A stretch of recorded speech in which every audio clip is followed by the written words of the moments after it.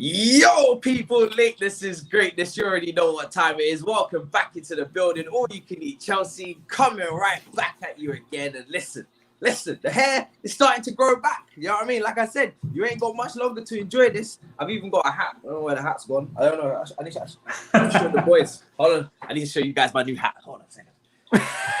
He wears the hat backwards. He's so proud. No. Backwards? What about sideways? Backwards, Just a 90s throwback. Put it sideways, man. Well, it depends. There we are. If I want to go with Fresh Prince of Bel-Air, then I can Exactly. do that. That's who I had in mind. What did Will Smith do? Will Smith did these ones. and then, because it was my birthday, so let me guys show you what I got. Oh yeah, happy birthday, bro. Oh, thank you. I bet he got a wig. Go on. Yeah. Oh, nice. Wow. Nice. I'm Beautiful. 24, so Reece James is. You see what I mean? Smart. So that's been me. How are you guys? It's going to be invalid next year, though. That age. Yeah, I'm getting old, bro. You can see it. Who's number 25? Who's number 25? Do we have 25? We actually retired the number because of Zola, isn't it? Zola. Yeah. And no one's taken 26, and that might be retired. Who knows? Because of JT. So it should be. It should be. Yeah. Yeah. I don't want to see anybody ever try and even wear that number. Don't you dare. So your next one is 27. We'll wait and see when that happens. I guess so. Yeah. Oh, if Andreas Christensen's still balling like this, I'll more than happy go pick up the shirt. Younes, brother, how are you doing? Welcome. Yes, back, bro. Thank you. Firstly, happy birthday, mate. I told you yesterday, but I'll reiterate on here. Yeah, I'm good. I'm good, man. I'm good. Obviously, we've got some very interesting things to discuss today, which is not all that positive, but yeah, I'm good. Personally, I'm all right. Weather's been banging. As you can see, it's still sunny, but it's good. Get this, yeah, just to get people a picture of London. So yesterday or day before, 24 degrees, yeah? In a few days' time, it's going to be 8 degrees. London in a nutshell, or England in a nutshell. Yeah. Oh man, that is so typical England, isn't it? It's just so very bipolar weather. But yeah. Miz, bro, how are you, bro? How are you doing? Yeah, man, I'm doing really well. Tomorrow is Easter Friday, so it's holidays. Today was the last day of work, and so I've got Friday, Saturday, Sunday, Monday, Tuesday, Wednesday. I've got till Wednesday off. So next time I go back to work is Thursday. So we're going away for holidays tomorrow. So go on a bender. Go on a bender. No, I'm kidding. Sorry. Yeah, go on a bender. Where are you going? I'm going to this place called Hunter Valley in Sydney. So it's like it's more sort of internal Sydney. But there is obviously, the beach. We're just surrounded with water, so it's not too far away from the sea. But it's also inland where there's mountains and hills and some farms as well. So yeah, man, just gonna kick back. I'm gonna be doing streams from there as well, so it's gonna be fun. I might even do a vlog, something different, just to show a little bit of a different side of me. So it'll be exciting. But yeah, happy birthday, my man. Happy birthday. Yeah, I mean, it was yesterday, so it's belated, and I mean, look, we got a lot to discuss, as Younes said. The Barclays Premier League is back, but unfortunately, the international break really just ended. There's no more games today, surely, is there? It's done. It's done now, yeah. Jesus Christ, thank God. Big up to the chat. Which area of Sydney? What do you want? Postcode? Send me location. The man's going to start knocking on my door. But yeah, on the east side. Okay, that's as much detail as you're getting, all right? Don't be cheeky now. Thank you so much for the super chat. Let me go into the chat. Big up yourselves in here. Thank you so much for joining us. Flyers is in here. What is going on with my connection today? Is it me? It is me, isn't it? Yeah. I think Flyers, so. George, David. Yeah, it's definitely me. I know. Mohammed. Big up all of you guys. Listen, before we move on to the upcoming Premier League fixtures, which is Chelsea fixture against West Brom, I have never been so excited for West Brom at home in my life. Like I can't wait. I'm having sleepless nights. I'm doing cartwheels now. We're literally what, in 48 hours away. It is a blessing. But dire. Oh my god, what is going on with my Wi-Fi? Seriously. Man, mate, get ready to fill in. Get ready to fill in, yeah, as we did last time. Remember? How many times have we done this? Younes, man, we've taken over. What is this lagging? It's like I'm trying to play Xbox with like in an Xbox party with like 10 other guys, and it's just lagging now. This is ridiculous. On dial-up. Have a word? I think it's the 236 people they're slowing us down. But yeah, smash that like button. Maybe that'll fasten it up. Do I? Where's the potato Wi-Fi? Maybe I have to have a word with the technical team. All right. Oh, listen. Well, we had the kit team a couple of weeks ago. We'll give it one more time, and we'll have a. It's better now, though. It's better. The good thing is that if I do lag out, this background that we have here will not make you guys have to go like that. Exactly. Yeah. Exactly. Anyway, let's. Oh, that's rude. Let's try this again. So basically, I want to get into the dire, depressing miss from Timo Werner last night, because we're going to get into Mason Mount. He's also in the title. A couple others that had good international breaks, and that miss. I mean, just initial thoughts when you guys watched that. You just take it away. What was going through your mind? Because if I speak, I'm in big trouble. Go. I found it by chance. So I was I'd just finished watching England, and my dad switched the channel, and we saw Germany losing 2-1, and I'm like, oh my god, they're losing at home against Macedonia 2-1. I'm like, how is this possible? And then I go on Twitter to find out some more information, and the clip just appeared in front of me, and I was like, oh no. Oh my god. And my dad turned to me and was like, what's up? And I was like, you don't want to know. And then I showed him, I was like, look. And then he went, oh my god, who's that? And I went, Werner. And he just went, oh no. Not again. Yeah, exactly. Yeah, not again. It's the worst possible way to end the international break. You know, like we had nearly 2 weeks of this, you know, just irrelevance, of an international break. And I just thought, you know what, last round of games, if everyone can just end on a high and come back to Chelsea, that would be fantastic. You know, players playing well, form good, scoring goals, clean sheets. And I'm just like, I see Werner miss, and my initial thought was, how? Like, how? It was literally on a plate. I don't want to slate him too much, but my goodness, man. I mean, it's literally right in front of you, just a goalkeeper in front, pick a spot, put it there. And I just don't get it. I'm going to go on such a rant in a minute. I am 8 minutes into my own show, and I'm already absolutely fuming. What kind of comment is this? Okay, a miss is a miss. Part of the issue is you're magnifying everything with Timo. Hold on. Before I get into the second part. How is me talking about Timo Werner missing 19 big chances this season part of the issue? Am I the reason he's missing chances now? Are you trying to tell me against Macedonia? I don't even know where that is.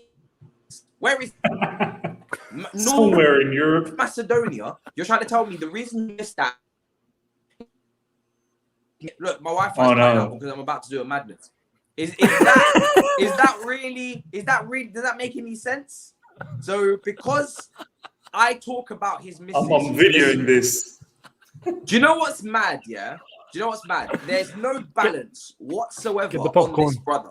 There's no balance on Timo Werner in this fan base, and I do agree with people. He is being cuddled and cradled like a child now, like a child. He's a grown man. Okay. I've already said I give him until the end of next season, so I give him time. I've already said previously that Lampard played him on the wing when he should not have been on the wing. So I've already said that not all of this is his fault during the whole season. But when you miss 19, I think it's 19, big chances, and you have other players, not going to mention Tammy. Oh, I just did. Oops. Who's got less big chances missed and can't get in the squad. The debate, because that's what this is, it's a show where we debate, has to be had. Yes, there is a debate to be had. Why is he missing big chances? Even on the left wing, why is he missing borderline open goals against Rennes? Why is he missing a tap-in against North Macedonia? What, we can't discuss that? because he is a striker. He has to score goals. I think people have over-babied this player now. Yes, we support him. You can still criticize him, and you can still constructively criticize him. Don't ever forget that. Don't get that twisted. Just because he's a new striker doesn't mean you can't criticize him. Because I can tell you right now, if Tammy Abraham missed that chance, you would have got racial abuse from him. That's what would have happened, right? So let's not cradle and cuddle this guy like as if he's a child. He's getting paid to score goals, and he's not scoring goals. So we have to talk about why. Miz, before I absolutely tear into these brothers. Oh man, where do I start with this, man? I mean, one, the only international game that I sort of cared to watch this international break was this Germany and Macedonia, because I follow Germany, right? I don't really care about the qualifiers, so I thought I'd tune in on a little bit of this, but I took a little bit of break and I went away and I was like, I just can't get into international matches. And then someone DM'd me saying, you won't believe the miss Timo Werner had. I'm like, oh man, I was just watching it. So I went back, saw the clip, and I could not, I was like baffled, speechless. And I'm like, no, not this guy again. Do you know what I mean? Yeah. Look, I'm not going to get into the whole, nitty gritty of how many he's missed and how many, all the stuff that you've said, Matisse. I will say one thing though, and I'm not going to slander him or anything like that. I'm just going to say one thing, which is if this player continues to do this in the next season or even the remainder of the season, I'm telling you, it's not going to be tolerated anymore. We're too much of a big club to tolerate this for however long we have so far this season, and we've sort of brushed it. And as you said, Matisse, had it been Tammy Abraham, it would have been worse. I know I would have been on the back of it. I would have tweeted something and would have said, I told you should have, we should be looking at Dominic Calvert-Lewin. But anyway, we'll talk about that some other time. But, Timo Werner, honestly, if he keeps missing like this, his Chelsea career will be finished. It's as simple as that. I don't care what people say, but this isn't new. He used to do that in Leipzig. I don't care.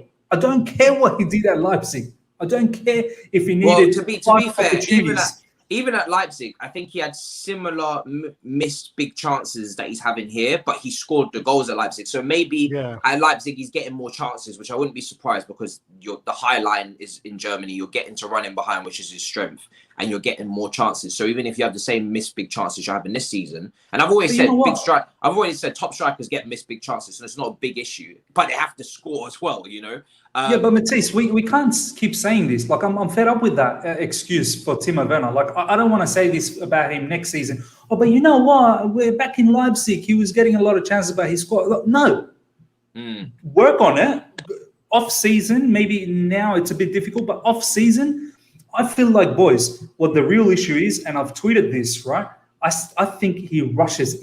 Everything in his head is in fast forward. He's got too much adrenaline. I feel like he needs to calm down. That's why he's not composed. But I'm very surprised he tried to take it with his left, because it was something that could have just rolled across for his right foot. But again, that adrenaline, that rushing potential, just dying to get that goal. Let's go through the story of Timo Werner, right? Because I've always said that his attitude and his application is top tier. He's not got a mentality that tells me that he's not going to be a good striker in the Prem, because he's got similar traits to a Vardy and an Aubameyang, where yes, he's limited in his build up or he's limited in his first touch, but the basics of him running in behind and a goal getter is there, right?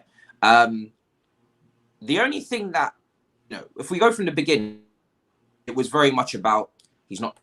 So, it's just killing me today. Jesus Christ. I'm sorry. Words. Who's our Wi-Fi provider? Hey. I'm about to have the whole technical team in here. Who is the Wi-Fi provider today? Seriously. They're fired. The whole thing with Timo, right, was he's not playing the right position. That was the first excuse. So Frank was playing him out on the wing, which I didn't agree with. He was a second striker. So everyone thought in the fan base he needed to go straight up front, and it needed to be Pulisic on the left, Ziyech on the right, and Timo Werner up front on his own.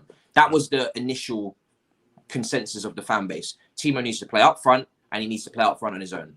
well, that's just bullshit, clearly, because even Tuchel's not trying that. He's tried it against you play him up front on his own against Liverpool against a high line, but against the majority of low blocks, you don't want Timo Werner up front on his own. So that's not going to happen.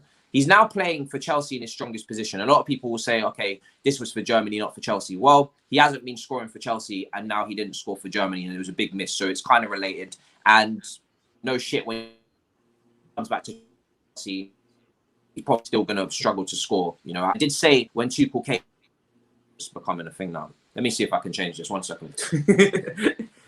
What I'm going to do is turn that off. We're going on 4G. I'm going on 4G now. All right. Roller coaster. 4G, baby. McDonald's Wi-Fi is out the window.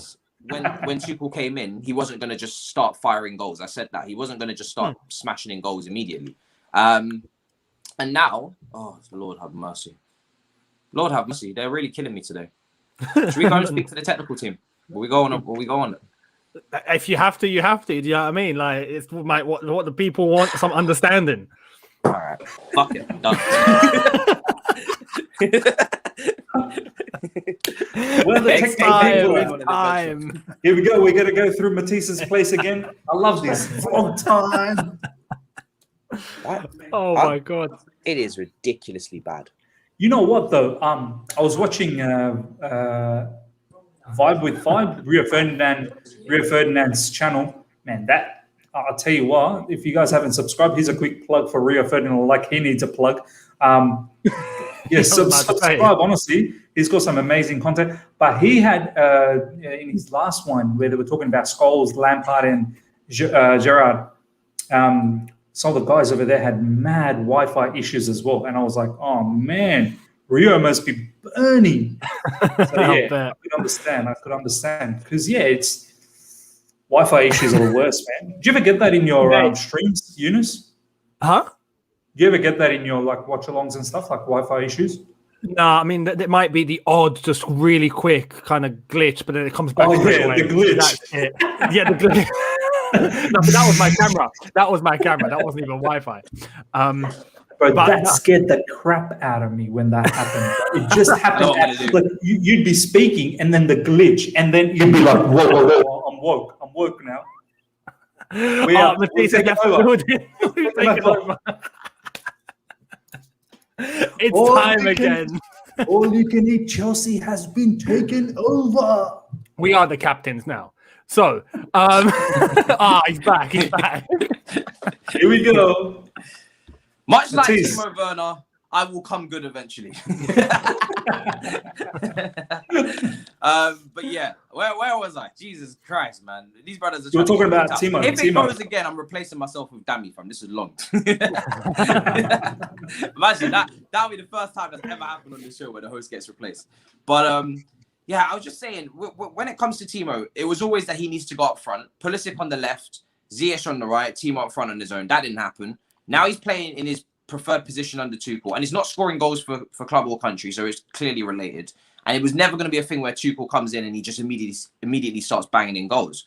And like I said, we've praised his attitude, we've praised his application, we've praised his winning of penalties, but never have I seen a striker at Chelsea, and this might be the new age, where we add up their goals, their assists, their penalties won, everything, and put it all together to make ourselves feel better about it.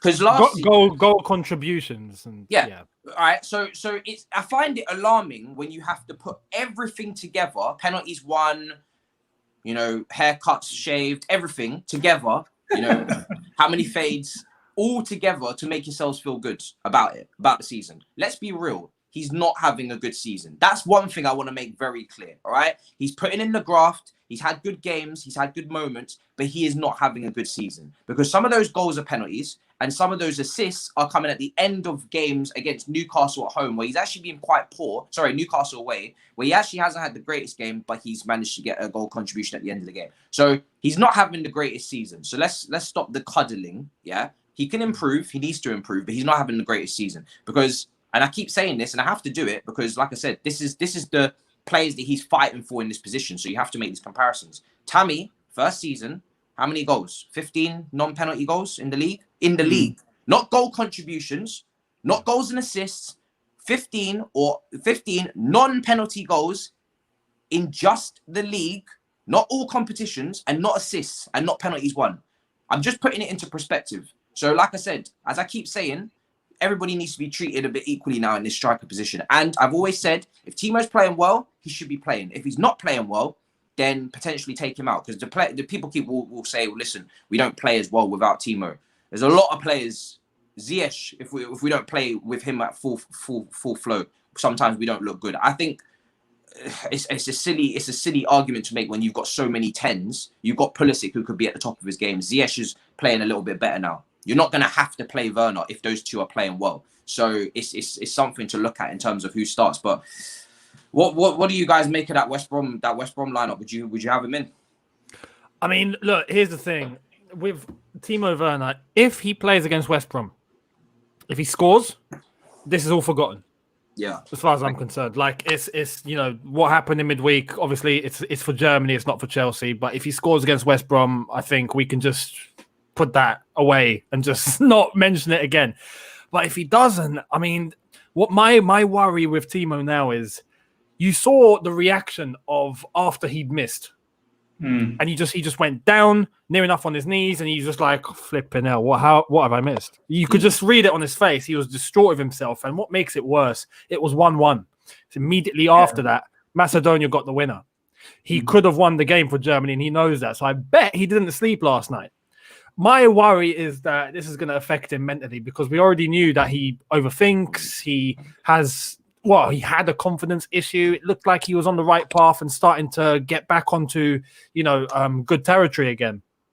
But after this, I'm worried, So personally, I would play him against West Brom, and just to see what's up, what's going on. Timo, show us if you're okay. Do you know what I mean? And that West Brom game will give us a good indication, I think. Hopefully, if he does play, then he'll score, and we can just all forget about what happened against Germany. But I am concerned. I have to say I'm concerned for his mental well-being in terms of his confidence and maybe trying to claw himself back up. Can he do it? I hope he can. It's actually his attitude to keep going that is one of the few reasons why I'm still holding out hope. Because the first touch needs to improve in general play. The fact that he thrived last season against high lines, he's not playing against high lines now, so there was already a tactical issue. And then on top of that as well is the conversion rate, which has been so poor.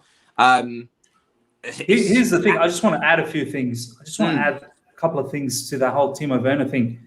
Younes, you're 100% right. Like last time, I think Germany lost 6-0 in the international break against Spain, and he came back. And I think off the back of that might have sort of affected him a little bit in terms of.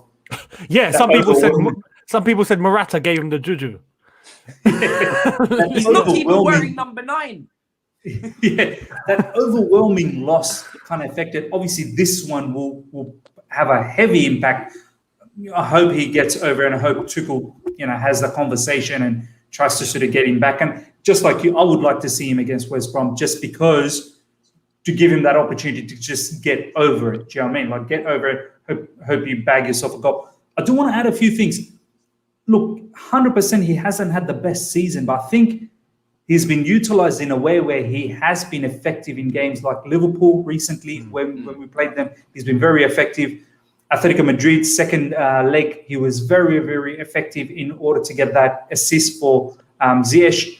So there are games where he can be effective, but I think it's also being on the basis that Pulisic has been injured or he hasn't been available. Because if Pulisic was a heavy competitor, then I think Timo Werner would not get the minutes that he's been getting recently, because Pulisic is a similar type of player like Timo Werner, but with a far more, a little bit better finishing quality in recent times. Even Pulisic has been missing as well. Not as bad as Timo Werner, but I think with Timo, and I hear what you're saying, Matisse, in regards to Tammy Abraham putting the goals. And I'm not saying Timo is someone who is miles better than Tammy. I think both of them, what they lack, Matisse, is they lack that sort of, I'm going to grab the game by the scruff of the neck and really win it. Like, none of them are really that type of players that can actually take over a game and just, like, 15 goals scored by Tammy last season. Fantastic. I know he scored those goals against Norwich, Southampton. He was very prolific. But when it came to the crunch part last season, post-lockdown, it wasn't Tammy. It was Pulisic that stood up. It was Giroud's experience that stood out. So, I'm not going to start saying now, drop Timo Werner and bring back Tammy. Look, if Tammy comes in, he comes in. I've got no issues with that. But we definitely need a solution. Tammy.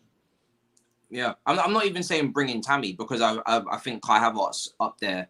I'd like to see more. What I'm saying is the energy needs to be the same. That's what I'm saying. I've always said that. I've never been this guy to say Tammy needs to come back into the team 100%. Because he's not the answer either long term. At his current level, he needs to improve as well. I've said so much on what Tammy needs to improve on. However, I'm not getting the same energy, and it's really frustrating to see a striker cuddled to this extent when they're missing this many chances. Yes, he's been unlucky. He's hit the post and everything. But if we're talking about PR, because that's what people will do for Mason, they'll say Mason Mount has a load of PR. We're talking about PR. This brother's getting a lot of PR right now in terms of, like I said, mushing all the stats together, crowding it all up to make it look better than it is. It's just not there. Someone said earlier that we didn't speak about Gnabry's miss because we don't care about Gnabry. He doesn't play for us. Another one was saying Pulisic. I mean, right now Pulisic and Ziyech, even if it's small, is a slight upward trajectory, right, of form. Mount is always going to be in contention because he's been very consistent this season. And you've got Kai Havertz, who another player that, there's something there recently. That's what I'm saying, is that he may not get into that starting 11 on merit. But, well, in my opinion, he doesn't get into that starting 11 on merit, if we're being real, because there's other players in his position now that are starting to step up a bit more. And it's all good saying give them the chances now. If we play Real Madrid in the semi-final of the Champions League and we need a goal in the last few minutes of the game and he misses a big chance, listen, it's not going to be me you have to be worried about, people. When you're talking about, part of the reason is because you won't. Part of the reason is because you have the. I'm trying to prepare you for what may happen if this brother doesn't get his act together. I'm trying to say that this needs to get sorted now rather than later. Yeah. You want to keep cuddling and cradling him, and then if he keeps missing chances and we get to the high pressure points of the season in Champions League semi-finals, in last minutes of games, last 10 minutes of games where you need that odd goal, and if he's missing chances like that, listen, I'm not gonna say shit. You don't need to hear from me, brother. Do you know what I mean? I'll just keep my mouth shut because if you think I'm part of the problem, it'll be the same people that are bigging him up right now will be the first one getting after him. At least we're real. Us three, we keep it real. Do you know what I mean? I will move in absolute silence. They will absolutely cruise. So you may as well do it now. You may as well speak your mind now and get it off your chest now against North Macedonia, and don't hold all that pent up anger, for when it comes to Real Madrid or Liverpool in the semi-final. Because I'm telling you, I'm going to be calm by that point. I'm not even going to be phased. So you better. Or even the FA Cup against Man City. Do you know what I mean? FA Cup against Man City. He better have his shooting boots on. Well, the last thing he'll have to worry about is YouTubers. I'll tell you that, because that fan base on Twitter is absolutely merciless, and all of that support will not be there if he's missing chances and later on in the season when it comes to deciding trophies. That's the whole point here, is that he needs to improve or he can't be playing. It's the same with every other player. If Tammy was missing these chances, I'd be saying he shouldn't be playing. If Ziyech, Pulisic, there's no player up front that could be missing that many chances and still be starting in my team. It's not possible. There's no chance. Super chat here. Maybe groom Kai and Tammy as strikers, buy a cheaper old striker with experience. Maybe even Pulisic. No. Timo is a striker, won't work. Pulisic's not a striker for me. Never has been. He's a winger. That's his best position. Left winger, I'd like to see him more. That's where we kind of got the best out of him. I don't even agree with the whole groom Kai and Tammy and not sign a striker. I think when the likes of Haaland are knocking about, you have to get them, because if someone else does, you're basically handing them the Premier League title potentially. So that's kind of how I see it, unfortunately. So yeah, it's one of those ones, one of those players you can't miss out on. So who would you start in your front three, guys, against West Brom before we move on to other international performances? I mean, it's a bit of a tough one, obviously, because we've got West Brom on Saturday. Then on Tuesday, we've got Porto. We got to travel to Sevilla. It's a heavy schedule coming up. The next 5-6 games are also close. Actually, 7 games are also close together. Literally every 3 days. So it's gonna be interesting. The front three for West Brom, though, I think it's tough. For West Brom, Werner up top. I want to say alongside Kai Havertz as the hybrid or second striker, or number 10, like in between. You know what I mean? I want to say Mason Mount, but my God, even Mason Mount's been overused for England. I mean, literally every single England game. There was the whole thing that he might be out because he's got a little injury. He was separated from the squad. He was training with the medical department. And all of a sudden, he's selected for yesterday's game. I mean, it's how fit or how ready is Mason Mount? It's a whole thing. But look, the one thing I want to say, which is good, is that especially under Thomas Tuchel, no matter who we choose, I'm cool with now. So I'm totally cool with whatever he goes with. But for me personally, I wouldn't mind seeing probably Mount, Havertz, Werner. I think. If there's Ziyech involved, I'm cool with that. If Pulisic's involved, I'm cool with that. If Hudson-Odoi's involved, I'm cool with that. So yeah, I get where you're coming from. But literally, any team he puts out at the moment, you kind of just be cool with it because he's bringing the results. So how can we debate it? Whoever starts, I just hope that they're more clinical. I think I've said it all season. The one crutch, well, not all season, since Tuchel's come in, the one crutch has been that attack. The defense has been absolutely unbelievable. It's been near perfection, right? 1 goal conceded in open play, and then you got that goal, but it's an own goal, so it's not really the team's fault. It's just an individual error. Cool. The midfield, counter press, unbelievable. Building out from the back, unbelievable. Brilliant. The attack. It is the one area of the team that if we get right, you can actually have a serious conversation about winning trophies. If you don't get it right, I promise you that attack will kill us. It actually will. Like at some point, you will pay for that attack. Literally and metaphorically. so this is why I'm so passionate about these forward players who have not been consistent all season. I'm asking you to do a Giroud. I'm asking you to do a Pulisic. I'm asking you for a couple of months to get your shit together so we can win some trophies, please. You haven't been consistent all season. We've been nice enough. We've covered up your flaws. We've made excuses. We've even sacked a manager. Now I need you to deliver so we can win some trophies. That's all I'm asking. If you want to go off the boil again for the Euros, do your shit. I don't care. Do your thing. If you only have a limited supply of energy and conversion, use it now and fuck the Euros. Okay? But you need to deliver. All of these attackers. That helps England, so yeah. I keep saying it. There is not a single attacker in this team that has been good enough this season. It doesn't exist. It's a fugazi. And I'm asking for whoever plays to now be consistent, like Giroud and Pulisic was for a couple of months, so we can have some joy in our lives. That's all I'm asking for. If you want to go off the boil again, cool. Do that. Even at preseason, do what you must. I don't care anymore. But right now, I don't care who plays. I need them to be better. All of them. And that goes for support Timo hashtag. That goes for Hurrah Hakeem. That goes for Christ with Christiansen. Any hashtag you want to go with, I don't care.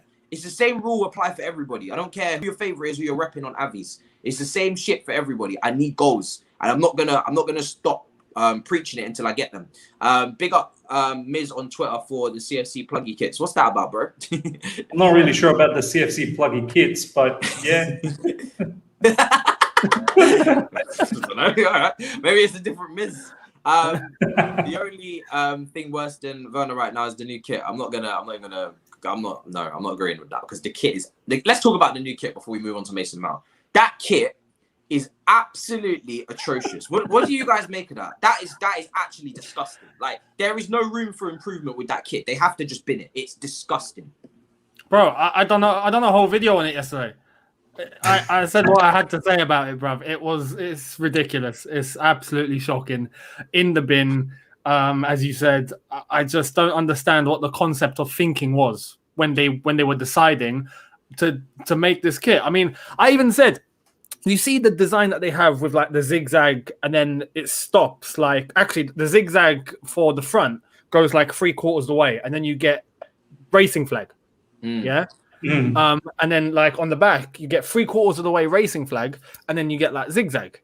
And then on like the sleeve, it's like racing flag, and on this other sleeve, it's zigzag. I'm like, was there like a split opinion in the boardroom when they were making this kit? Like, did half think, yeah, put it zigzag, the whole thing, and others were like, no, we got to make it all squared racing flag kind of design. And they just thought, to stick the two together. I don't understand what's going on. The yellow on the sides, as I said, looks like something out of Dragon Ball Z. I mean, it's just, yeah, mate, I'm not buying it. I'm not buying it. I'm being serious as well. Miz, what do you make about it? You know what, boys? I'm going to be a bit boring here. You guys are going to think, that's a boring answer. I've never been opinionated that much. You would have seen I never ever comment about kids or, you know, tweet or even do videos. Because I'm just whatever. I'm like, just get on with it. Like, I just want to watch the game. Do you know what I mean? I just get on with it. I don't care what you wear. Just get on with it because I want to see the game. But I do want to say one thing. This is probably the worst one I've ever seen throughout, you know, since following Chelsea. All the amazing kits that we've had, this is probably one of the worst ones that I've ever seen. So from that perspective, honestly, like, I'm not massively opinionated about this. At the end of the day, we're all going to get it. We all know we're going to get it. No. You're actually not going to get one. No. I'd rather wear the Crystal Palace looking kit. How can I see kits like I didn't even get that one? Neither did I. But People think I'm joking. When I say I don't like something, I'm not purchasing it. I said the Crystal Palace kit looks atrocious. I don't like it, and it makes us look like we're from Selhurst Park. I didn't purchase it. I've got kits like this on my wall. This one here, this is actually nice. You know, this is actually nice. Yeah. I'm not buying it. I am absolutely not buying it. It looks awful. How are you mixing? And I'm passionate on this. You know why? Because I like a bit of Chelsea. You know what? I'm going to end up giving you a gift. I'm going to make sure you get one. How do you mix two patterns together? What? It's like a kid ran out of ink or ran out of ink on one pen and just went with a different color. That's basically the equivalent of what they've just done. They've said, oh, we ran out of stripes, so we're just going to go checkered now for the rest of it. Are they mad? The reason why I'm so hot and bothered about this is because, first of all, I want to get kits. Like, if we get a new signing, okay, like Erling Haaland, I want a kit. So now he's got to wear that. He's got to wear that. Are you having a laugh? Bro, we used to have that gold, that one that we won the Europa League with Rafa Benitez, that gold. Yeah. That was unbelievable. Where? That was beautiful. That was symbolic because we won the Champions League. We're golden. So, that was symbolic. Do you know what's mad? I'm going to shout them out again. Chelsea Social, I did it on the byline, I'll say it again. They design better kits than Nike designers themselves. And it is embarrassing at this point now. Like, it's coming to the point where I'm gonna, if that is the new kit, I'm gonna ask Chelsea Social for their designs, and I'm gonna go to the print. I'm gonna go to the shop, and I'm gonna try and get that made in another country. And I'll just wear a fraud kit.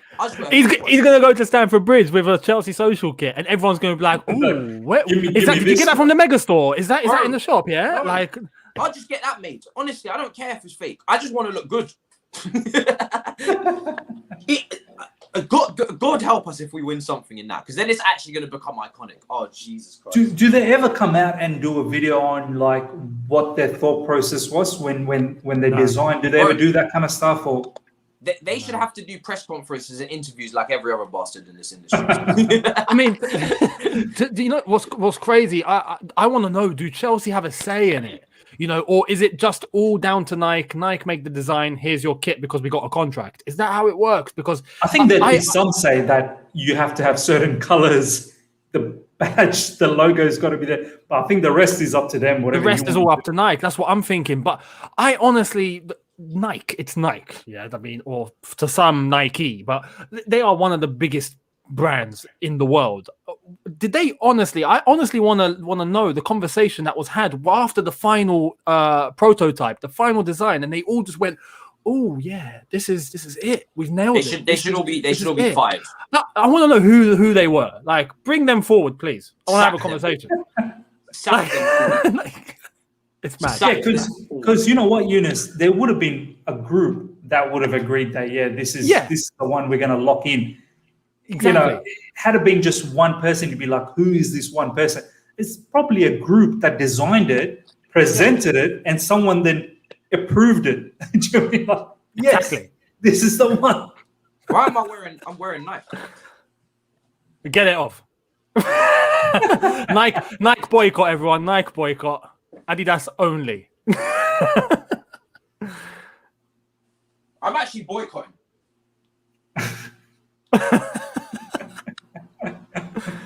No, honestly, and we're stuck with Nike now for years. But oh my god. Oh, he's got the Australian colours on.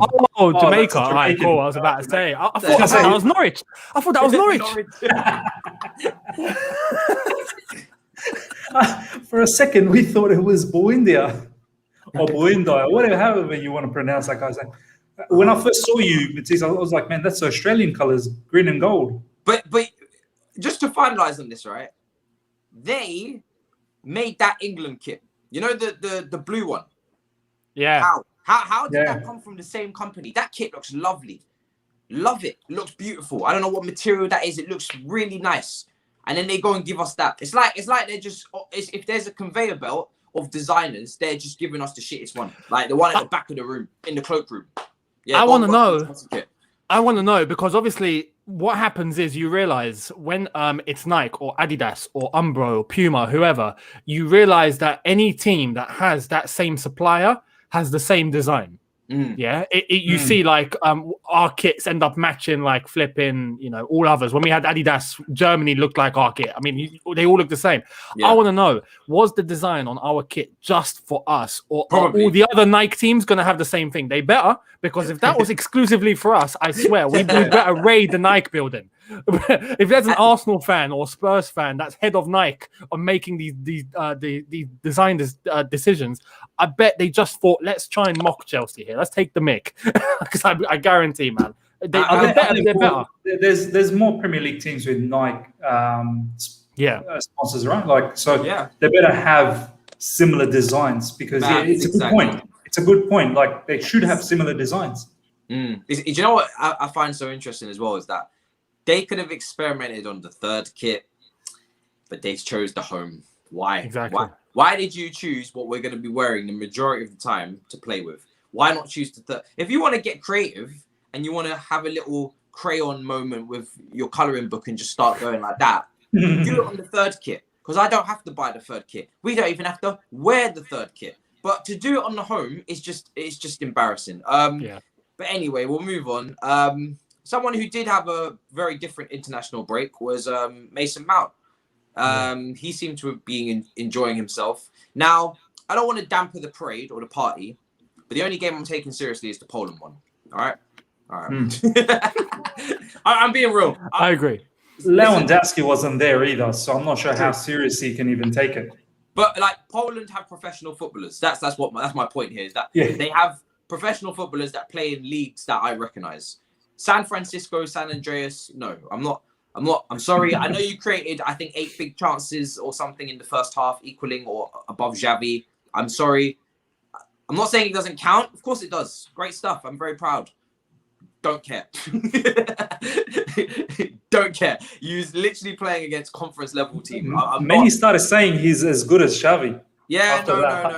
Half. See, this is when you have to do propaganda. When you have to do propaganda from a match like that, that's where you're starting to show your weaknesses. You're starting to show that you're really clutching at straws now, which you don't. By the way, you don't need to do. You don't even need to do that with Mason. So no, true. Screw that game. Poland, there was a nice image that he put up where he was surrounded by like 5 players, and then I saw that picture going around Messi and Iniesta, and Lord have mercy. My kid needs to breathe, honestly. But yeah, really happy with his international break. I don't know if he's carried an injury. We're going to get into that now, injuries in terms of Kante and who else is out. Mount had a knock. Who else is there? I didn't see Ziyech. Did Ziyech play for Morocco? I don't know. Morocco didn't play? Ziyech, I think he did. Why didn't no one talk about him? Did he not? Yeah, no one's talking about Ziyech at all. If I'm not mistaken, I mean Morocco had a fairly easy fixture and they qualified, so they did make it through. Let me double check. I think they played.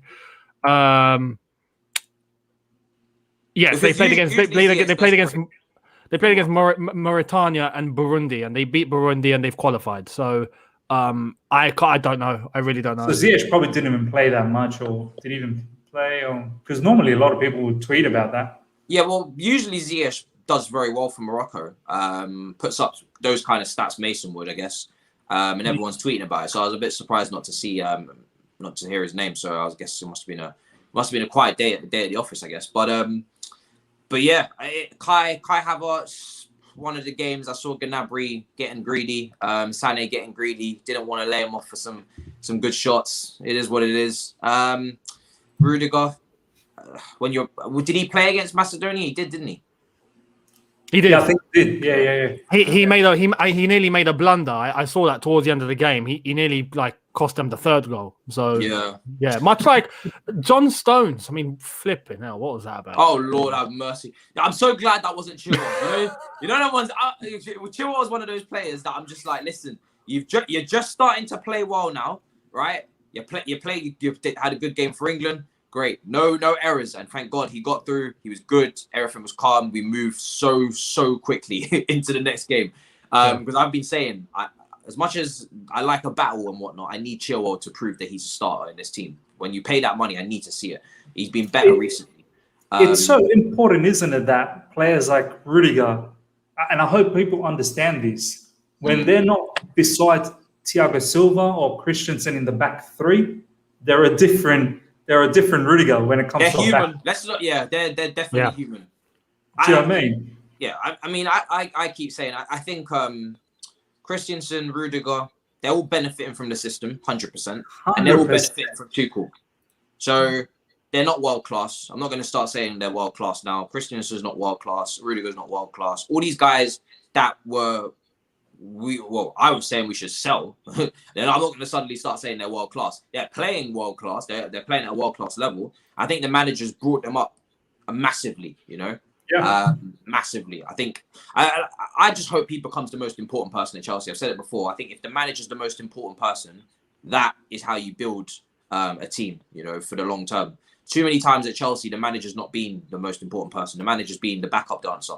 He's been the one that has to grovel to the players and feed into the players' wishes and wants because he's not the top dog. Whether it be Lampard or it be Sarri, need the manager to be the top dog again. Need the manager. Well, Sarri was more fans, I guess, but you need the manager to be the top dog, the guy that is on a pedestal. Yeah. That is literally the clearly the most talented man in the room, the guy that the fans love. PR, everything, he's got it all under control because that's what Pep and Klopp got at their clubs. They on all bases are covered. Klopp's got credit in the bank to have a season that he's having. Pep can do no wrong at Man City. That's how it should be. And so the someone just said Christensen is world class. Have you seen the AC Penitentiary? Speaking of the AC Penitentiary, one thing that I love is Lewis's updated picture. the yard now. What about the one that AC on top and he's looking down? Yeah. That is gold. Yeah. It was brilliant. I love the way that he needed to update it because we were running out of space. There's still strikers in there that should be in there, like McGoldrick and whatnot. Someone's saying Gnabry bottled it as well. I don't care though because Gnabry don't play for me. So if Gnabry wants to bottle chances, that's his business. That don't really concern me, to be honest. Who else played? Hudson-Odoi has got a knock, actually. That's another player that came back early, isn't it? He got out the England under-21s who are looking absolutely dreadful under Boy. This is a dangerous fixture against West Brom, man. It's a dangerous fixture. It is. And it's got bad timing with Porto on Tuesday. Yeah. So would you guys rest some players? Would you save some players for West Brom? Because West Brom is still a massive game. Let me go look at the league table. I love doing that. You know what? This conversation, as you guys were talking, and I was sort of thinking, this has got a bad sense of taste for me. I don't know why. I've got a bit of a dodgy feeling. What about West Brom? All along this whole week, I was like, I can't wait. I can't wait for West Brom. But now more and more I'm thinking, like, for example, guys, I don't know if I would start Mason Mount because the lads played 3 games for England, all 90 minutes, right? All 90 minutes? Southgate is a bastard. Yeah. You know, you can't expect him to come back to us and then put another. And Premier League is not San Diego and San Andreas and Albania. Like, it's proper. Do you know what I mean? Premier League is proper. Why did Mason Mount have to play 90 minutes against San Andreas? Why? I mean, even it's so, insane. There was no need to play him that long against San Marino. You know, you can just play players that you know you're not going to be using. Give them the opportunity. It's San Marino. It's the perfect game. But even so, like, Mount picked up that little injury or that little worry, and then he plays yesterday 90 against Poland. Like, what are you doing? It's outrageous. Your B team would have beaten San Marino, right? Like, your bench team should be. Mate, the under 21s would have beaten them. The medical staff would have beaten them. I mean, there's no need. There's no need to play them. And the worry now going into this game on Saturday, Kante came back early because he picked up an injury. He's not starting. Yeah, don't touch that. He's not starting. Kante neneeds to stay off the pitch until Porto, at least. Yeah. At least. We got Jorginho picked up a knock. Yeah. Mount picked up Jorginho picked up a knock, and he didn't feature for Italy because he didn't feature for Italy. Yeah. We got Mount picked up a knock. Hudson-Odoi picked up a knock. Didn't, yeah. I mean, flipping hell. This what you know how I would start the front 3. You guys were talking about front 3, and I was just thinking Ziyech has to start. Ziyech for me has to start because Mason Mount needs a break. Mason needs a break. Ziyech against West Brom will be very vital because of his creativity, and West Brom probably gonna try and defend. And he's on the up. He's on the up. He's got 2 goals and he's starting to look lively. So I'm going to back Ziyech. Pulisic is on the up. And for USA, he had a decent game as well, got that penalty. So I want to put Pulisic. I don't want to give Timo Werner a chance at the moment. I do understand what Younes said, that maybe plug him in and try and get him over that particular miss. But I think I would reward Pulisic because Pulisic is on the up as well. So Ziyech, Pulisic, and I would stick Giroud. I would stick Giroud. Really, Giroud, yeah. Yeah. I think the experience. This is where the experience has to kick in, and he's got to start. You know what he did last season for us. Maybe now he does this, and then I can have maybe a Timo Werner or Tammy Abraham come off the bench if need be. But I think Mason Mount needs a proper rest, man. He needs to be ready for the Porto game. Kante is not going to play. Yeah. Jorginho, I hope he can recover. I'm hoping, but if not. Look, Kovacic and Billy Gilmore, I've got faith. I've got faith that they can do a job here. Yeah. Thiago Silva, I'm hoping he's back because we need some leadership back into that back line. I know Christensen had a really good game for Denmark as well, but I would like to start seeing Thiago Silva because these are the business end now, boys. You need the leaders to be in the team. Do you know what I mean? Aspilicueta. By the way, is Mendy back? Did he have a tooth surgery or something? I mean, he can still probably play with a tooth surgery, right? Yeah, it's fine. Yeah, just give him a painkiller. That's an interesting point about Ziyech and Giroud. They both want the ball to feet. Could be a lack of runners. Pulisic also tends to want the ball to feet as well with his dribbling. Even though I do agree with your front 3 because I think Giroud's the experience as well. I think Ziyech and Pulisic I definitely want to see. I don't believe in just continuously starting Timo Werner and see if he'll build up form. I think if he starts from the bench and we have a lead, West Brom will come onto us to try and get back into the game. Then you have breakaways like we saw at the end of what game did we have that we had the Atletico Madrid game. Loads of breakaways, right? At the end of the game because Atletico were chasing it. Bring Timo on later on in the game for the final, 20, 15 minutes if we're leading, which we should be. And then he's going to have more chances. He's going to have the high line that he had against Liverpool where he played very well. He's going to have the opportunities to go in behind and try and score goals. So I think bringing him on when defenses are tiring is probably a better move. So I would agree with that. The only issue is that do we have any runners? I mean, it's probably going to be a low block from West Brom anyway. So I don't worry about it too much, but it's something to behold. Oh, yeah, it's not just me now. Back in business. I mean, with West Brom, we got to be careful because they're fighting relegation, and if they lose to us, you could say it's pretty much confirmed they're relegated. Like they have to win. They have to beat us.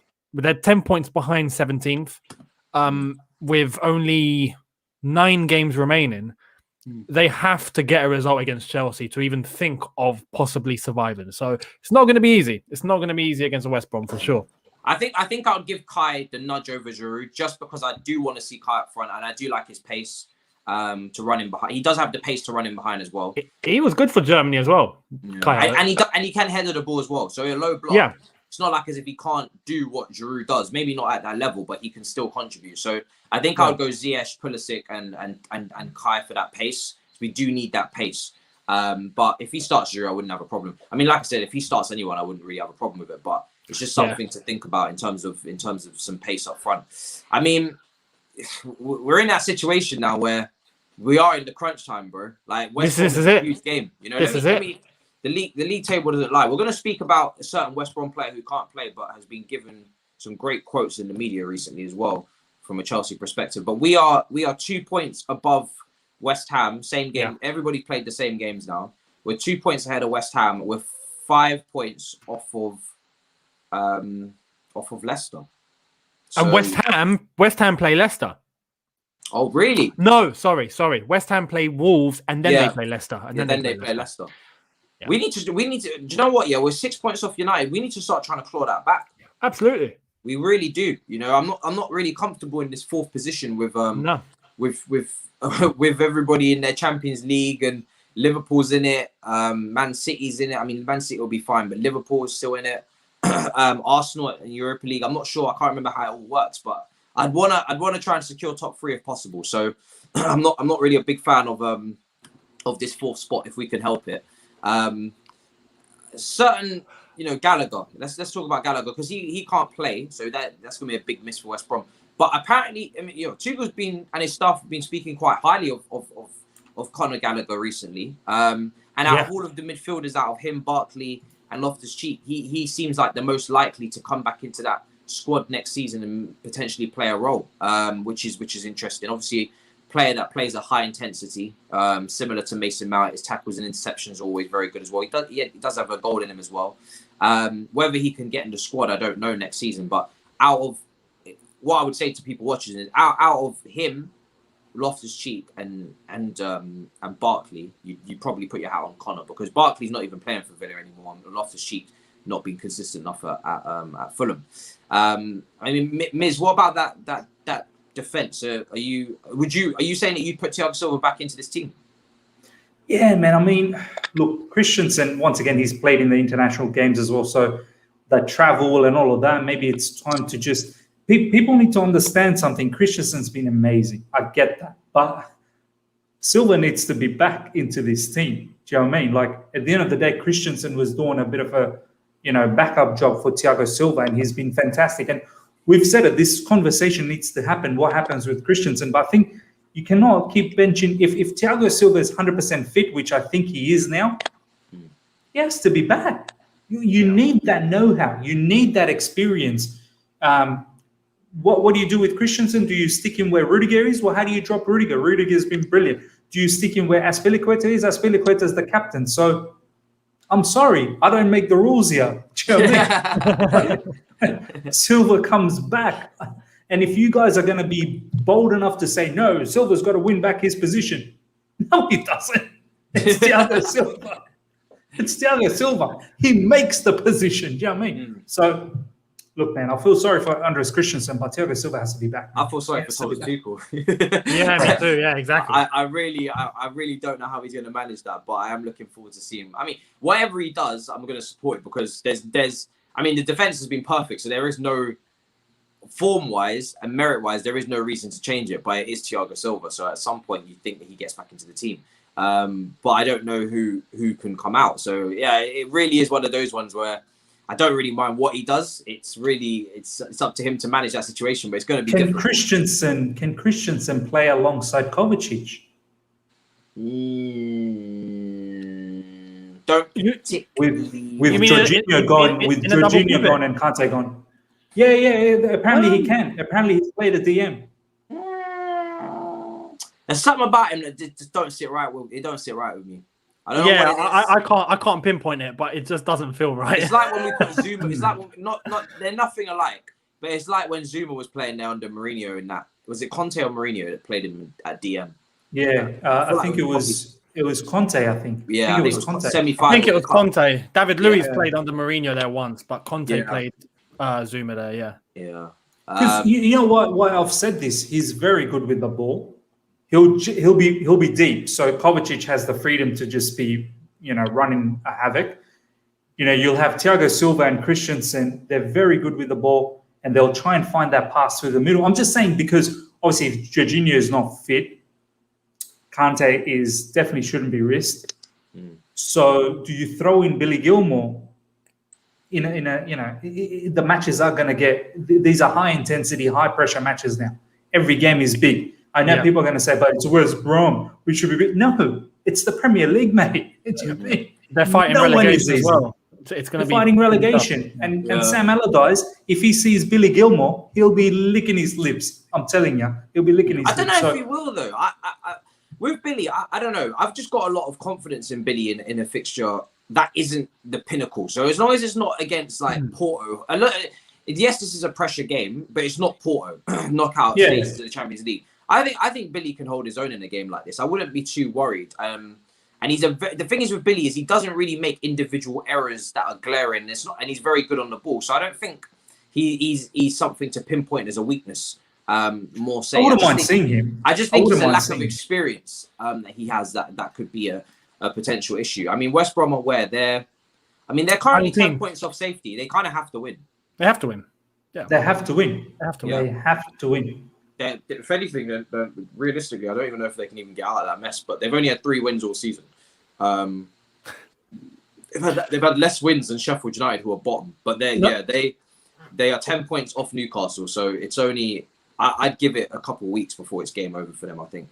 You know what, though, boys? The thing that I want to say is it's a match we better take seriously. I just hope the boys in the international feel, we had a nice international time with all the boys together from different clubs. We had a party. They're going to be in this mood of, like they just had a bit of a holiday. No, you got to come back and now you got to focus because we have a stretch of games in the Premier League. I think we've got West Brom, we've got Crystal Palace, we've got Brighton. We've got a stretch of games where we could clearly go into number 2 or number 3 or number 2 spot in the table. So and I'm scared.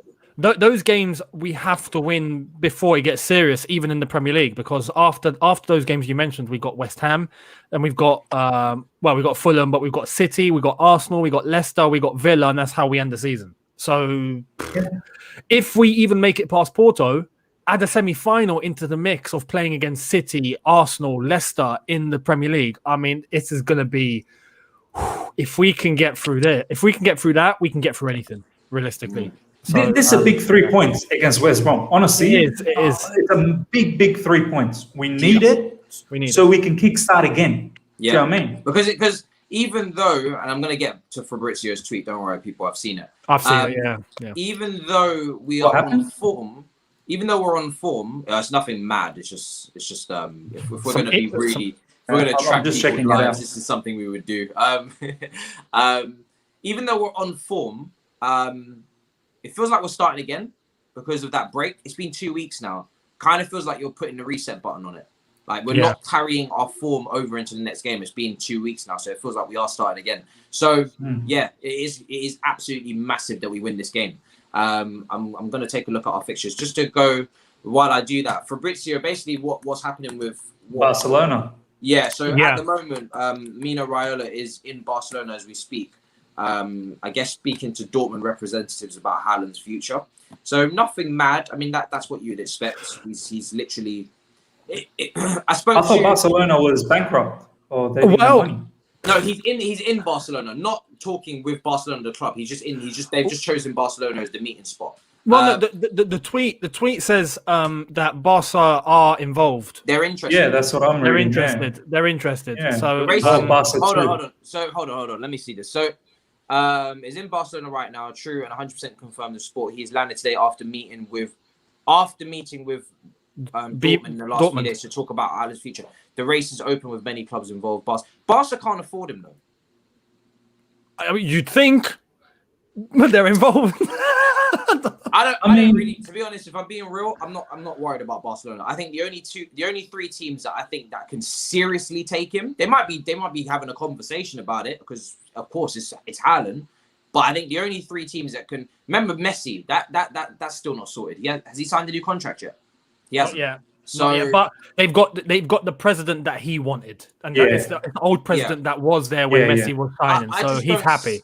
Yeah, I just don't see how financially Barcelona will be able to pull off a move like that with Man City interested, with Chelsea interested, with Real Madrid interested.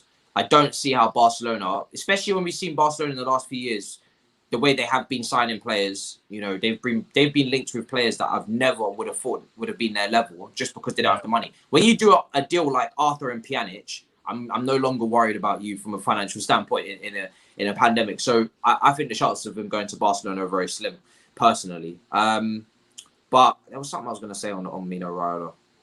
I mean, when it comes to him, I think it's going to be interesting because he's got obviously Donnarumma as well. Everybody knows about that as well.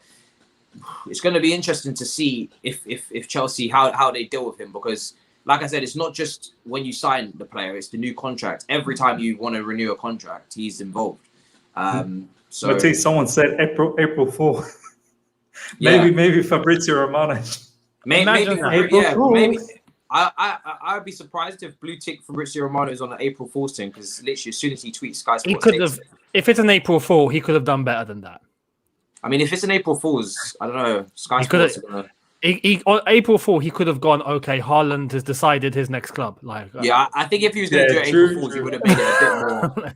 He would have made it here you go. Here we go.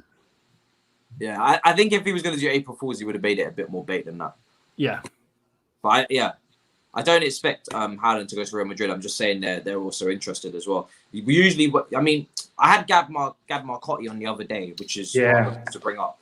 He looked at this Haaland thing from a different perspective that I liked, that no one really does. And same with Lukaku. From a player, from an agent standpoint, and obviously Raiola's having his talks, but from an agent standpoint, it's actually interesting to see as to why would Raiola want to move Haaland this summer when he knows that he can get him moving for a realistic fee next season and can then claim more agent fee. I mean, unless Haaland definitely wants to move this summer, from Raiola's standpoint of view, it doesn't make much sense to move him this summer.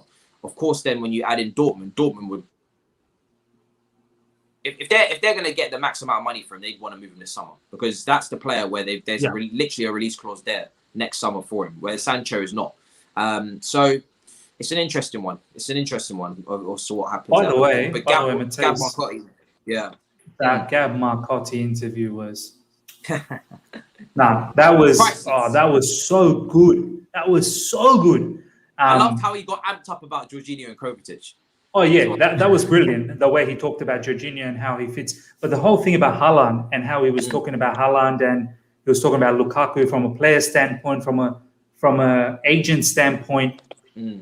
Not many people think like that because when you really assess it properly, it does not make sense from Raiola's point of view to move his players around, especially Haaland in this particular situation. He'll wait till it's next season when the clause is gone and he can get more agent fees and whatnot. And because it's in the best interest for Dortmund as well to keep him because he's their star player. And there's no rush. There's no rush for Haaland either. Do you know what I mean? There's absolutely no rush. Look, the only thing that will come into it is if Dortmund miss out on Champions League and they really need the money, then potentially it might suit Dortmund to cash in because next summer they're gonna only be able to sell them for 70. But you look at Donnarumma, who's another client of Raiola's. He's going to be moving for free this summer because he's not signing a new deal at AC Milan, and obviously Chelsea, PSG, whoever's interested, whoever gets him, those agent fees are going to be ridiculous, and that suits Raiola. That suits Raiola. So it really it comes down to, I guess, in the end, the power dynamic between Haaland and Raiola. Who calls the shots? That, and obviously Haaland's father is going to be heavily involved as well. That's where it comes down to who's calls the shots. You know who calls the shots. We don't know because I've stared at Haaland. Raiola, bro. Raiola calls the shots. He's a scary proposition. He calls the shots. Haaland is a very scary proposition. So I look at him sometimes and I think maybe he will call the shots. So it really depends on who calls the shots, who makes the decisions. I'm sure Haaland will have a massive say in his own future. I'd be surprised if he didn't. And, you know, quotes came out saying that it's not going to be motivated by money. It's going to be motivated by career choices. So, look, we'll see what happens. But this is going to be a long fight all summer. I can tell you that. This is not something that's going to get done early. It's going to be a late in the transfer window type move if it happens. I don't see it. You know what, boys? Deadline, I won't be surprised if he doesn't move. I really won't be surprised if he doesn't. Yeah. I won't be surprised one bit. Now more I think about it, it just, from his point of view, from the agent's point of view, and then when you think about City obviously needs to replace someone. Kane's on a massive alert. Harry Kane, if you ever want to win anything, he's on a massive alert now. So yeah, like from our point of view as well, I had Con and PYS the other day, and they brought up a very good point, and I want to know what your thoughts are, boys, on it. If you get someone like Haaland, and that's fine, we want someone like Haaland, I get that, but the whole complexity of it and whatnot. But then the added complexity is that, what do you do with players like Kai Havertz? What do you do with players like Timo Werner? What do you do with players like Tammy? You can't just be throwing money and bringing all these players and then keep throwing money to bring in more players. From what you said as well, Matisse, in your interview, there was a really, really good part about Gabriel Marcotti where he was telling about Kai Havertz, how he said Kai Havertz, in his opinion, is probably one of the best youngsters that he's seen face to face, because he's got all the attributes. He's got everything. Everything is so easy. So, you know, Chelsea needs to look at Kai Havertz as a player the way we kind of look like Haaland. Do you know what I mean? Like, Haaland's, you know, he's crazy. We need to start realizing that Kai Havertz is quite crazy as well. Do you know what I mean? So all of that situation, you know, Thomas Tuchel needs to think about. So, and I think Gabriel Marcotti said that from a Chelsea point of view, it doesn't make sense to get Haaland. He said it as well, like it just doesn't make sense. I would say it does, because I think we need a striker to score goals, and I don't think anybody at the club currently is an out-and-out number 9 to score goals. One thing I do agree with is that Chelsea cannot just start buying everyone again like they did last summer without making sales, without making moves outwards, right? Yeah. Last summer, we just signed whoever we wanted, and we didn't really take care of the outgoings. We tried to get them done late in the window. Didn't happen. We move on.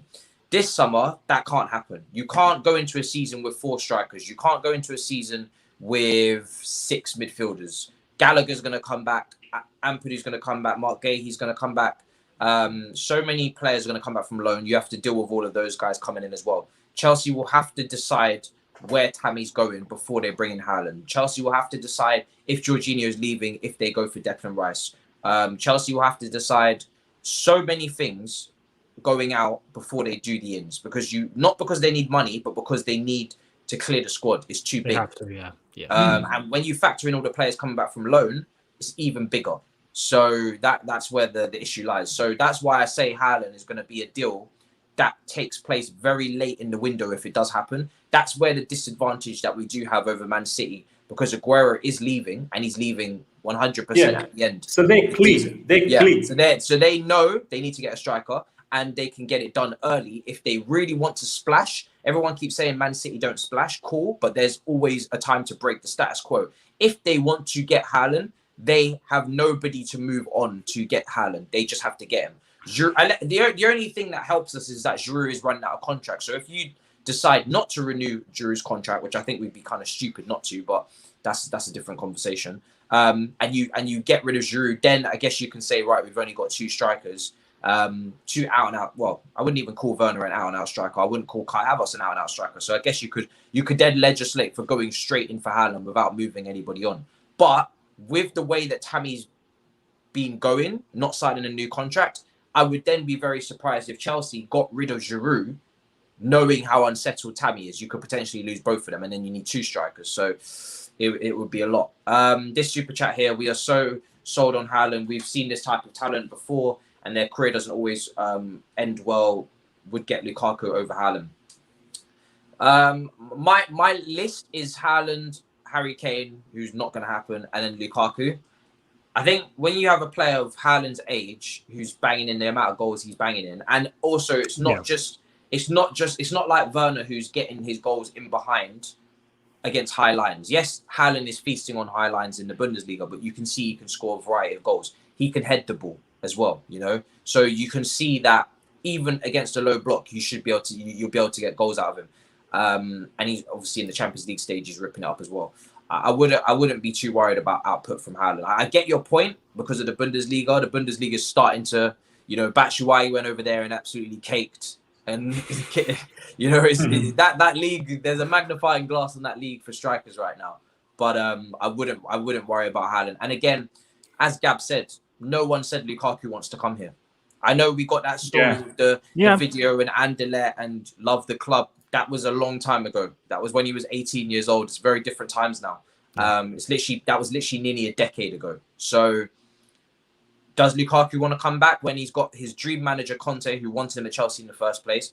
You know, they're about to wrap up the Serie A and try and build now to maybe hopefully for them challenge on multiple fronts next season. He's got a great partnership with Lautaro Martinez in a system that he understands. Does he want to come back to Chelsea? No one said he does. No one said he does. Everyone keeps saying unfinished business. Maybe he doesn't see it as unfinished business. Maybe he just sees it as you guys screwed up and I'll move on and do my thing. Do you know what I mean? So there's no... I mean, yes, we've been linked with him, but it's not as concrete as the interest for Haaland. I'll say that. The Haaland interest is very much like, Roman clearly wants him. And then we don't need Haaland. We have Havertz. Deep down, I think we all know this. I don't agree with you. And I know you on Twitter, so I'm actually quite surprised to see you say that. And the reason why I don't agree is because I don't think Havertz is a striker. I still want to see long-term Havertz a bit deeper. In that number, I want to see Havertz and Mason Mount in those roles behind the striker. But look, if we was to play Havertz up front, I'm not complaining. I love Havertz, so I think I've said this before. I think he can play in multiple positions. What about you, Younes? Do you agree with this statement here?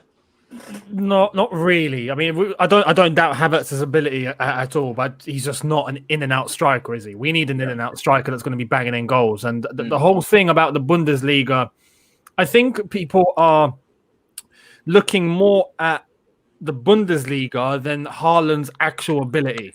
Yeah, you know, because yes, strikers and players have come from the Bundesliga, and you know, Werner's an example as we're seeing at the moment. Hopefully, he fixes up. But I think we all have our doubts about the Bundesliga. But when a player like Haaland is doing something that no one else is doing, and by that I mean literally scoring more than one goal a game on average. You know, no one's done that. No, I mean that is like, you know, when you look at it in terms of ratio, that's better than Cristiano Ronaldo was doing, even at a young age. I mean, it's scary. It's scary. And for 20 years old, you have to see that is a bit of a freak show. So he could be the exception, regardless of what league he's in. That could be the exception that you look at and go, this guy could kill it anywhere. Yeah, you know, that's where I'm looking at it from. I would be really shocked and surprised if Haaland came to the Premier League and flopped. I would be like, nah. At that point, close Germany. Just shut the doors, put the flipping thing down, just end it. We're not talking with Germany ever again. Do you know why? Yeah, just to build off that as well. Do you know why I really don't think he's going to bust? It's because of this comment here. It's his mentality, but also his build. Like the thing is, he's not a flimsy. He's built for the Premier League. He is literally a running truck. He's ruthless as well. Yeah, he is built for the Premier League. We talk about, you know, Timo Werner. We talk about all these other strikers that have come across and taken their time to settle. Timo Werner has spoken about already. You know, the size of the defenders, the height, the power, the pace of it. It's been a lot to adjust to. Haaland is built. If you could build someone in a lab, he's built for the Premier League. That is what he is. You know, so for me, that's where that confidence comes from. On top of that, his mentality.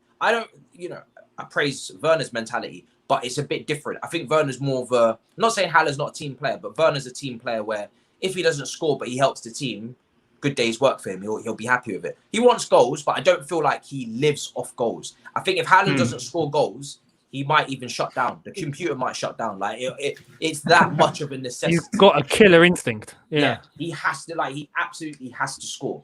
Yeah. And for me, that's the difference. So I think it's very low bust. I think he's got a shithouse mentality as well. Let's remember. Yeah, shithouse mentality. That's what Werner doesn't have again. You know what I mean? There's certain things. I know there's people will try and maybe pull those comparisons, but in terms of player for player, they're nothing alike. And there's certain things that Haaland has that the rest of these guys that have come in don't have. And it's that real shithouse, dark knight mentality of just, yo, listen, I am coming to kill. Do you know what I mean? You saw it when he ran out in front of that goalkeeper and celebrated and then ran off with like all those defenders running after him. There's something very gritty about him that's Diego Costa-like. Do you know what I mean? Yeah. He's got the power, he's got the strength, he's got the attitude, he's a bit of a killer. He gives me those Diego Costa vibes, and the only difference is that he's actually a better finisher. So that's, for me, I'm feeling that with him. The one thing I want to add as well is I think people need to stop undermining players' ability just based on the league that they play in. Yeah, you know, because like this comment here, for example, talking about, you know, would you prefer a proven Premier League striker or Haaland who's just scored in Germany? If we'd thought like that about Thierry Henry, Drogba, who came from the French league, no one would have gone for them. You know, Lukaku even, who came from Belgium, he wasn't Premier League proven. We shouldn't go for him because he plays in Belgium. Yeah. Costa, before he came, you know, he's only played in La Liga. We shouldn't go for him because he's only played in Spain. Yeah. These players come to this country and then they have the chance to prove themselves and then they do it. You can't just shut a player's ability off because they haven't played in England before. If you're looking at that example, no one would be in England. We'd only have English players in the Premier League. And that's not how it works. Alexis Sanchez was Premier League proven when he went to Manchester United, and that didn't work. So it's not about just being Premier League exactly. proven. We've signed Premier League proven players before. The only caveat that I'll put here is that what Younes was saying, when Thierry Henry signed for Arsenal, I don't think he was 150 million. Do you know what I mean? Like, I think he was absolute peanuts of fee when Thierry Henry signed for Juventus. I think a lot of people in this day and age get worried that that's a lot of money for a young player. And the whole thing about ability, completely understand what you're saying, Younes, in regards to look at the ability, not the league. But sometimes the league pushes the ability as well. So Premier League will get all of these other facets that we have not seen of Haaland yet. So we don't know how Haaland would react to that. Do you know what I mean? Like, Bundesliga can only push a player to a particular limit. Premier League will push them to a different limit. And we don't know yet whether Haaland is ready for that extra bit of things. Okay. So in regards to the ability, we won't know unless we try.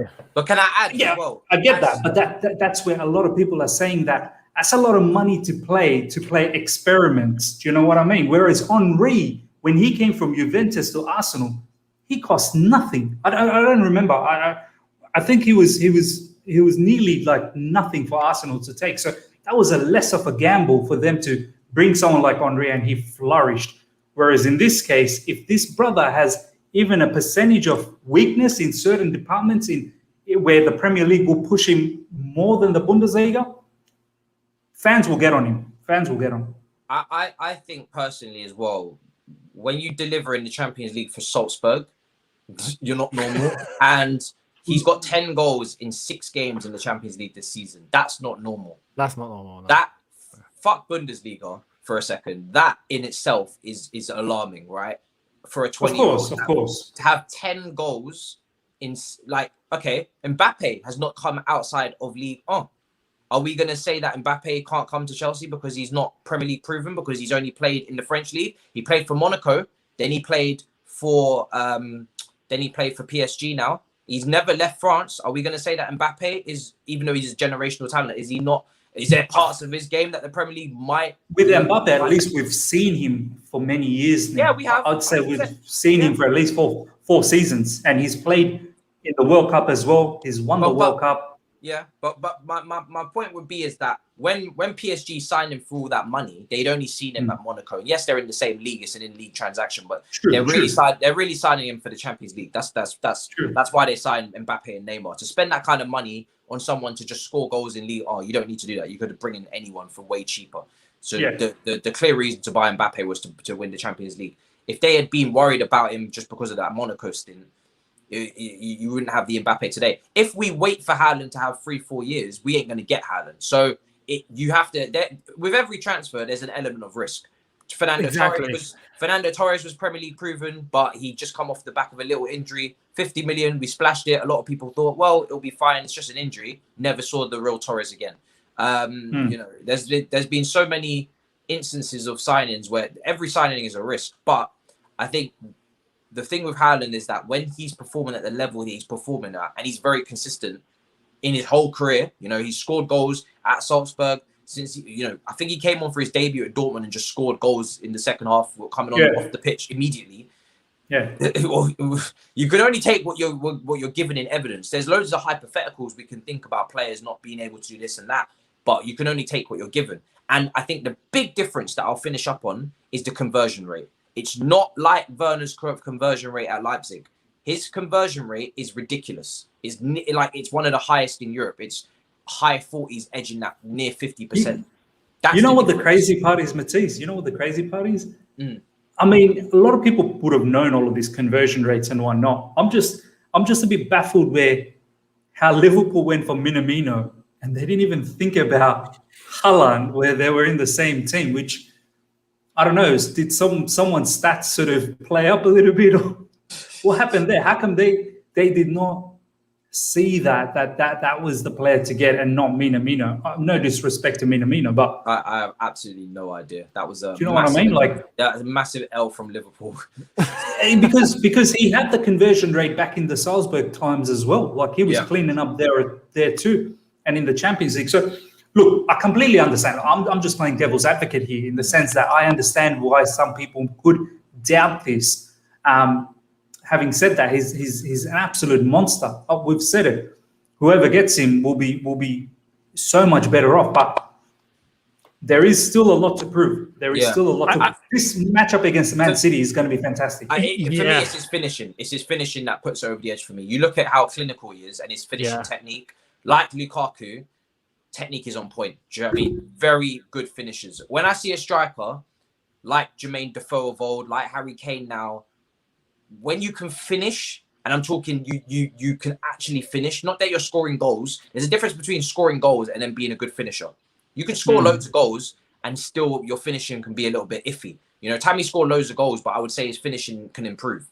I would say Timo Werner scores a lot of goals, but his finishing can improve. When I see someone's finishing is absolutely ruthless as well, it's very hard for them to go bust in any league for me because the goal size don't change. Do you know what I mean? The positions that you take up in the box don't change.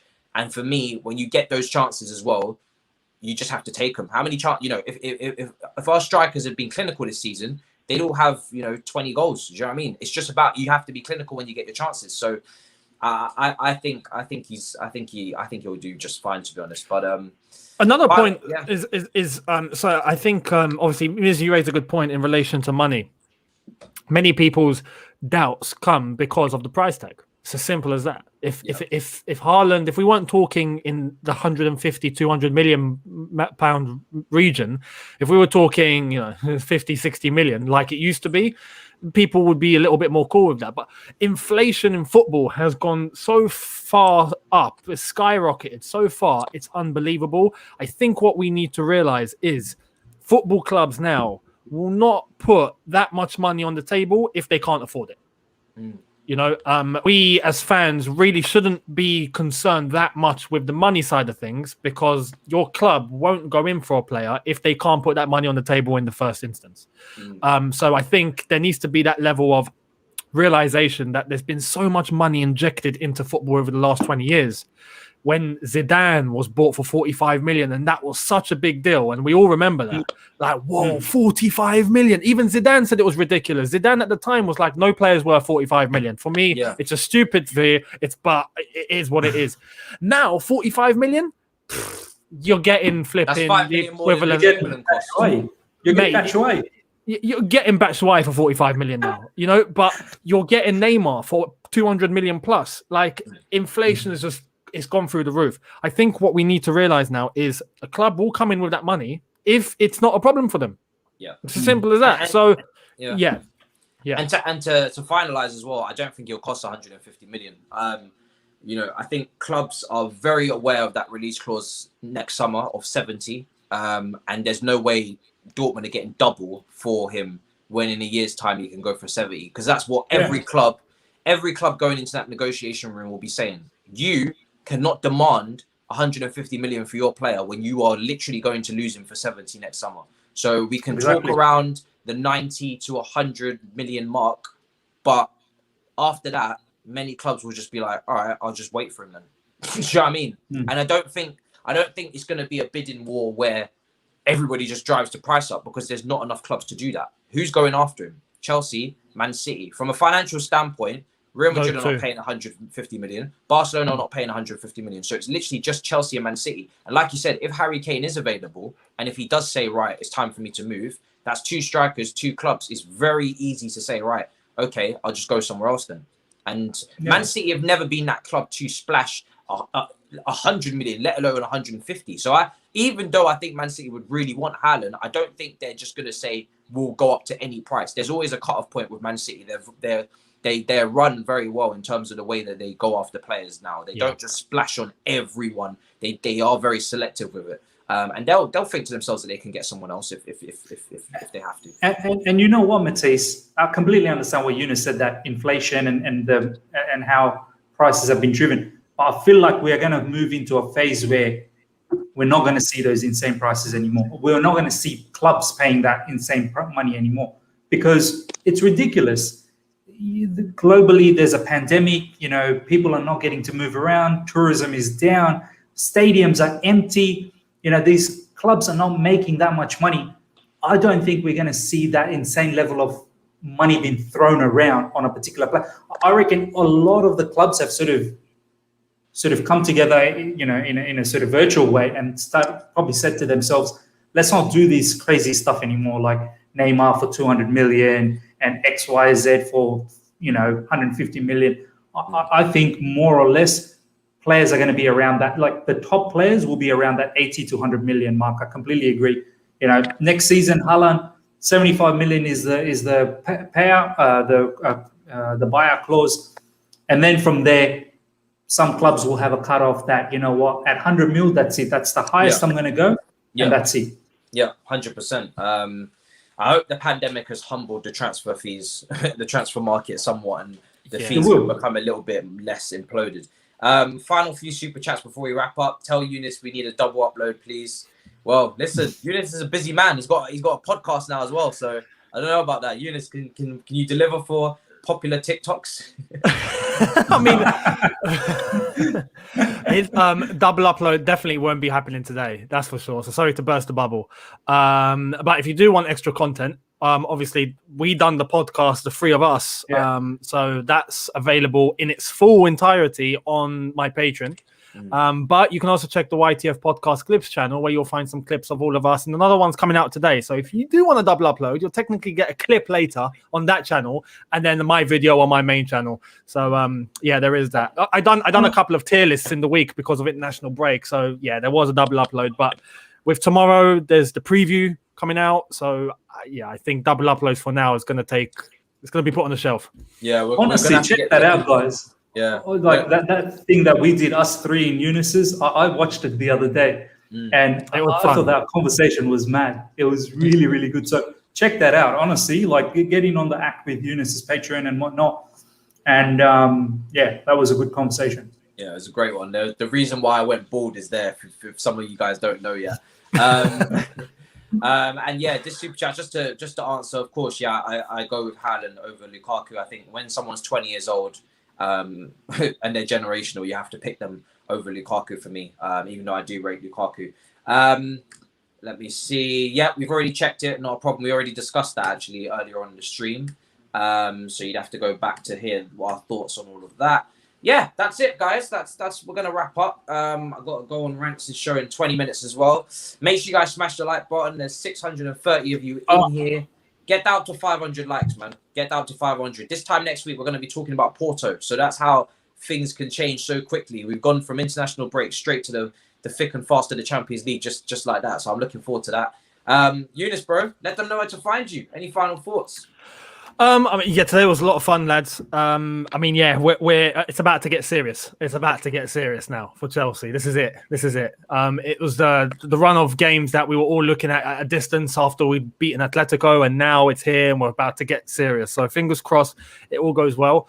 Obviously, you guys can find me, Younes Talks Football, here on YouTube, as I've already said. Or as you can see now, I'm here. That is the cheekiest thing I've done on this show.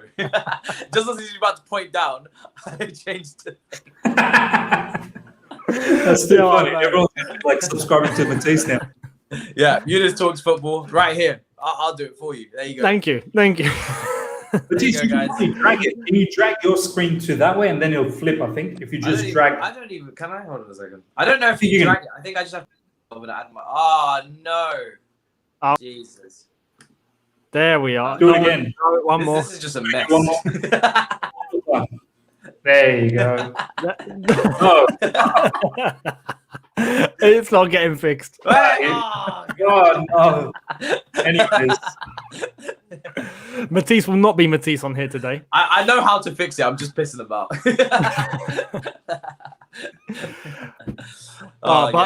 You can find me, Younes Talks Football. Same goes for my, as I've said, the podcast is already up, YTF Podcast Clips, my Patreon, patreon.com/YTF. And yeah, much appreciated. Boom. So yeah, Miz, let them know where to find you, bro. Your one's correct. Yeah. The other side of the coin right here, that's the correct one. Go and subscribe. I'm very, very close to 4,000 subscribers. I think about 120 subscribers away. So please help me out to get to that 4,000. That'll be a nice milestone. 120. And then, all right, I'm putting something like that. We're getting that. Something like that. And then, I've got a special recording, but it's actually going to be in private. So I'm going to actually upload that Saturday morning. I'm doing a piece with a couple of other guys about, the social media abuse and how that can impact someone's mind frame and it can lead to depression and whatnot. So I'm talking about that. I feel like I have not done that in my channel. I haven't talked about that for a while. So I want to talk about that and how, player abuse and all of that. And yeah, just a quick message. I think this is a perfect platform. We've got about 515 online. Smash that like button, first of all. Get it to at least 500 likes, honestly. Help us out with this particular show. But I just want to say, guys, at the end of the day, these are just footballing opinions. You don't need to insult anyone. You don't need to abuse anyone. You don't need to even get frustrated with some of these things. There are so much greater things in life to be frustrated about. There's a mortgage to pay down the track. If you don't have a mortgage now, there'll be a family to feed down the track. If you guys are at school, there'll be exams, there'll be this, there'll be that. There's so many events that's going to come across in your life that are far more important than football. So the next time when you see a tweet or when you see anyone say something and it sort of rubs you off differently, don't go out there and abuse. Don't do that. It just doesn't make sense because it's football. It's no one's saying anything to your family. No one's saying anything to your religion. No one's saying nothing to absolutely piss you off. So I'm doing a piece with some of the guys and talking about how we forget that it's football and we just need to calm down and just appreciate. And yeah, on Friday, I'll have the preview for the West Brom game. And then obviously on Saturday, the review post-match. So yeah, that's my schedule for the timing. Guys, make sure you subscribe. The link is pinned at the top of the live chat. 500 of you here. Get him to 4K right now. Go and get it done. Younes, what was you going to say, bro? I was just going to say, because you made a good point about that and social media. I just wanted to, obviously, because we're ending, just a little quick thing to just say RIP to Claude, who passed away from AFTV, man, because, that was crazy. I couldn't believe it. There might have been a little bit, I don't know the cause of what happened, but we still don't know. There might have been a little bit of that social media stuff. Do you know what I mean? There was. So we need to be mindful. We really need to be mindful of how we interact and how we talk. Yeah, it's just football, man. It's nothing to cry about, honestly. Yeah. At the end of the day, people, football is just a game of football. Yeah, let's make that very clear. It's a very simple statement, but it sometimes is lost on social media. So yeah, RIP to Claude. You know, I can't say it enough. You know, great guy. I only met him one time, but a serious gentleman in the community. So yeah, I rest in peace to him, and condolences to all his family. Obviously, you guys already know Lee was meant to be on the show yesterday, so hit people very hard in the community. And yeah, make sure you guys subscribe to Miz. It's pinned at the top of the chat as well. Get him to 4K. We're not far away now. And yeah, that's it really. That's the show for today, people. We will catch you tomorrow for the preview gang. Me, Sam, and Maya will be here as well. Make sure you subscribe. Chasing that 12K mark now. And yeah, hit the likes. And if you haven't seen the Gab Marcotti interview, go ahead, because I'm going to move it from the pin soon. Honestly, guys, check out the Gab Marcotti interview. It was one of the best interviews. The whole interview, I was just perplexed. And obviously, Younes is one that we did. Was a great conversation. So check those two things. Yeah, my bald head will be very distracting in a very professional interview. Go and check it out. I'll chat to you guys later. You got a long show today because international break. You definitely needed it. I'll see you guys in a bit. Peace, people. Peace.